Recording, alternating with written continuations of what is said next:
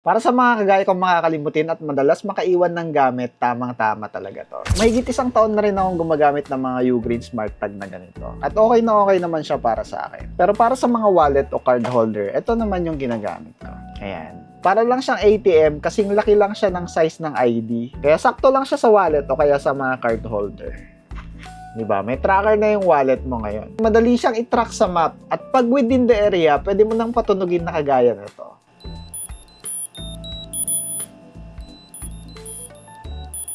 At ang kagandahan lang nitong card type na to, rechargeable na. Unlike dito, kailangan mo pang palitan yung kanyang battery every year or pag naubos na yung kanyang battery. Itong butas na to, dyan yung kanyang charging port at magnetic na rin yan. Ilalapit mo lang yung charger at kusa na siyang didikit. At meron na rin siyang kasamang lanyard para pwedeng isabit sa keys or sa mga bags. So yun, kung gusto mo rin ito, iniwan ko na lang yung link dyan sa baba at check out mo na yan. Yun lang, thanks for watching and follow for more.